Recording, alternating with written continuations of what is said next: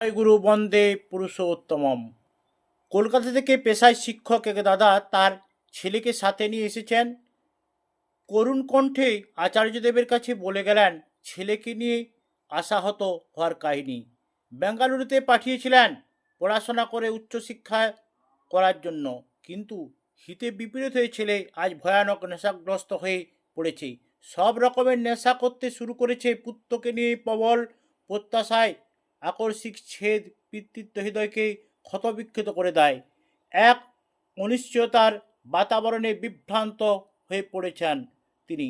ছেলেকে নিয়ে এমন কি করা যায় তারই দিশা প্রার্থনা করলেন আচার্যদেবের কাছে। পিতৃপার্শ্বেই নতজানু হয়ে উপবিষ্ট, বিপাকে আবদ্ধ পুত্রটি খুঁজে ফেলে উত্তরণের পথ। নুয়ে পড়া শীর্ণদেহ, শুষ্ক ওষ্ঠ, চক্ষু কোটরাগত যৌবনেই বার্ধক্যের সমস্ত চিহ্ন নিয়ে পুত্রের অব্যক্ত আবেদন পৌঁছায় আচার্যদেবের কাছে। আচার্যদেব অনেকক্ষণ ধরে পুত্রের অন্ধকারাচ্ছন্ন ভবিষ্যৎ নিয়ে চিন্তিত পিতার আকুল আবেদন শুনলেন। এরপর তিনি সেই ছেলেকে লক্ষ্য করে বললেন, আমায় যদি মনে হয় এই কাজটা করলে আমার ক্ষতি হচ্ছে, তাহলে আমি কি করব? সবার আগে আমি কাজটা করব কিনা তাই নিয়ে নিজের মনের মধ্যে ভাবব। তুমি যদি মনে মনে সংকল্প নিয়ে থাকো তাহলেই তুমি পারবে। তুমি কি কখনো একবারও নিজের অন্তরে এই সংকল্প নেওয়ার চেষ্টা ভেবেছ? সত্যি কি তুমি ভালো থাকতে চাও না, আনন্দ পেতে চাও না? উপস্থিত সকলেই শুনছেন আচার্যদেবের এই পাবি কথন। সমাজে দৃষ্টান্তমূলক এমন অনেক কাহিনী অহরহ চোখে পড়ে। আড়ালে কেউ বা দীর্ঘশ্বাস ছাড়েন, আবার কেউ বা আত্মজনের প্রশান্তি লাভে করেন। আচার্যদেব বলে চলেছেন, একজনের কথা বলি শোনো। এখানে এক প্রবীণ ভক্ত ছিলেন। তার বাড়ির ছোট ছেলে ভয়ানক দুষ্টু ছিল। সকালবেলা ঘুম থেকে উঠে মদ দিয়ে তার দিন শুরু হতো। তারপর সারাদিন ধরে আর যা যা বাকি থাকে সব খেত, কিছুই বাদ দিত না। ও বেটা হঠাৎ একদিন সংকল্প নিল, আমি এর থেকে বেরোবো, এরকম করে নিজেকে শেষ করব না। ঠাকুর বাড়িতে এলো, ঠাকুর প্রণাম করে বড়দার কাছে গিয়ে বলল, বড়দা আমি বাঁচতে চাই। তারপর থেকেই তার জীবনের উত্তরণ শুরু হলো। ক্রমে ক্রমে সে একদিন ঠাকুরের পাঁজা পেল, ঠাকুরের কাজ শুরু করলো। তাহলে এটাই হলো জীবন। তুমি এটা মনে রাখবে, তুমি যা চাইবে তাই পাবে। তুমি চাইলেই পাবে। তুমি যদি এটা ভাবো যে ভগবান তোমার সাথে বসে গল্প করবে, সেটাও হবে। আমরা প্রত্যেকটা মানুষ যা যা চাই তাই পেতে পারি। চাওয়াটা যেরকম হবে হতে হবে, চাওয়াটা সেরকম হতে হবে। তোমার মধ্যে একটা জিনিস আছে, কি জানো? তোমার মধ্যে ভগবান আছে।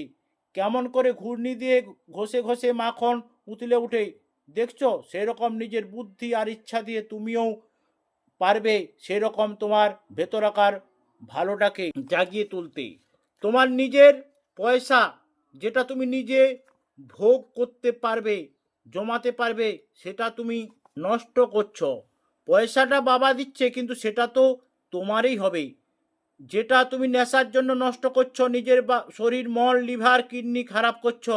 এদিকে যাদের দিলে তারা তোমাকে খারাপ জিনিস বিক্রি করে নিজেদের ছেলেকে কিন্তু ইংল্যান্ডে নিয়ে গিয়ে পড়াচ্ছে। বিষয়টা বোঝার চেষ্টা করো। যে নেশার জিনিস বিক্রি করছে সে তোমাকে শোষণ করে নিজে লাভবান হচ্ছে। তাহলে তারা তোমার প্রকৃত বন্ধু না তোমার বাবা তোমার আসল বন্ধু? এটা আগে বোঝো। তুমি আসলে একটা খুব ভালো ছেলে। তুমি চাইলেই তুমি ভালো হয়ে যাবে। এই আবেদন ভক্তের কাছে ভগবানের। কারণ ভগবান কখনো চান না কেউ নষ্ট হয়ে যাক। কত মধুর আবেদন ভক্তের কাছে। নেশায় আচ্ছন্নতা, এতদিনের পড়ে ওঠা শরীর মনের বিদ্রোহী ভাব বোধ হয় শান্ত হতে থাকে। সে বিশৃঙ্খলভাবে তাকিয়ে থাকে আচার্যদেবের দিকে। নিজের কৃতকর্মের জন্য সে কারো কাছে পুরস্কার পায়নি, বরং সকলের কাছে তিরস্কার পেয়েছে। কিন্তু কেউ কোনোদিন তাকে ফেরার পথ বলে দেয়নি। কেউ কোনোদিন তার মনের অন্দরে ঢুকে খোঁজ নেয়নি ভালো মন্দের। আচার্যদেবের কাছে সে নিজেকে উন্মুক্ত করে দেয়। তার স্নেহ মমতার আশীর্বচনে আত্মগ্লানিতে ভরপুর মনে ছেলেটি শান্তি শ্বাস নেয়। শারীরিক মানসিকভাবে ভেঙে পড়া মনে হয়তো বা জীবনপথের বীজ অঙ্কুরিত হতে থাকে, সে বুঝতে পারে অনন্ত সমস্যাময় মহামূল্যবান জীবনটাকে একটু ভুল পথে চালিত করে আজ সে কোথায় পৌঁছেছে। আচার্যদেবকে ভক্তি ভরে প্রণাম করে অবনত মস্তকে ধীর পদক্ষেপে সে বিদায় নেয়। পিতা পুত্রকে অনুসরণ করেন। এমনি কত চিত্ত, এমনি কত কাহিনী সংসারে আজ যত্রতত্র বিরাজমান। কোথায় পাওয়া যাবে সেই মহাজন যিনি আঁধার রাতে আলো জেলে দিগ্ভ্রান্ত পথিককে পৌঁছে দেবেন তার গন্তব্যে? এইভাবে কতজন আসছেন আচার্য সান্নিধ্যে, তাকে জীবন তৈরির কাণ্ডারি মনে মেনে নিয়ে দিশা নির্দেশে আসায়। ত্রিপুরা থেকে এক দাদা এসেছেন বাবার ব্যবসায়, এমন তিনি সামলাচ্ছেন, কিন্তু কিছুদিন ধরে বাবার মনের সঙ্গে তার মনের মিল হচ্ছে না। পদে পদে বাবার সাথে নানান বিষয়ে সংঘাত সৃষ্টি হচ্ছে, তিনি কি করবেন বুঝতে পারছেন না। আবার কখনো ভাবছেন বাবার থেকে আলাদা হয়ে ব্যবসা করবেন কিনা। আচার্য সরাসরি কোনো উত্তর না দিয়ে বললেন, এই বাবাটার বদলে অন্য আরেকজন বাবাকে কি রিপ্লেস করা যাবে? যদি করা যায় তাহলে তো তোমার সমস্যা মিটে গেল। উক্ত দাদা লজ্জিত বদনে বললেন, আজ্ঞে না, তা কি করে সম্ভব? আচার্য বললেন, করা যাবে না তাই তো? তাহলে বাবাটা ফিক্সড এবং এই চেঞ্জ করা যায় নিজেকে, নিজের ইয়োগকে।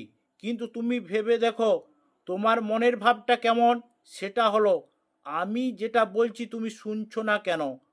আমরা যখন কোনো অ্যাকশন করি, কাজের সাথে আমাদের ইগো তৈরি হয়। তাহলে বাবা এতদিন ধরে যখন একটা কাজ করে আসছেন, ব্যবসাটা দাঁড় করিয়েছেন, বাবারও ব্যবসার সাথে একটা ইগো হয়েছে।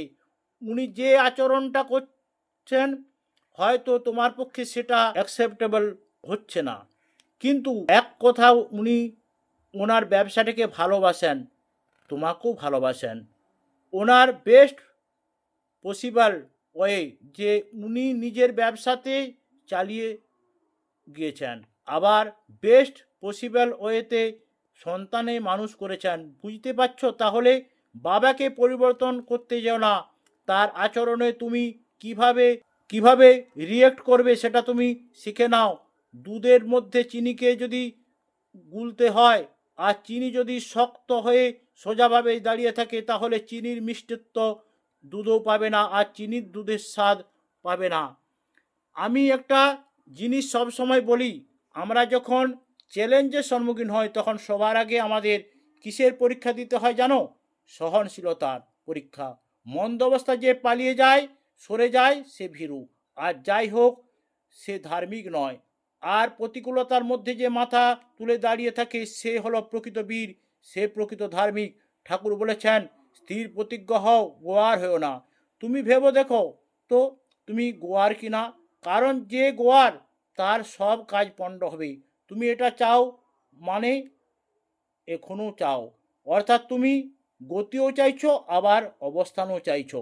উক্ত দাদা খুব মনোযোগ দিয়ে শুনছেন, যেন সমস্ত শরীর মন একমুখী হয়ে শুষে নিচ্ছে আচার্যদেবের কথা। সমস্ত নাটমণ্ডপ জুড়ে বিরাজমান বিপুল ভক্ত দর্শনার্থী উদ্গ্রীব হয়ে শুনছেন আচার্যদেবের মধুময় বাক প্রবাহ। স্থির প্রতিজ্ঞ যে গতি চায় না, সে অবস্থানকে চায়। এমন আমি এটা করব, এই জায়গায় আমি পৌঁছাবো, এই হলো স্থির প্রতিজ্ঞার লক্ষণ। আর এই গোয়ার যে গতি আর অবস্থান দুটোই চায়।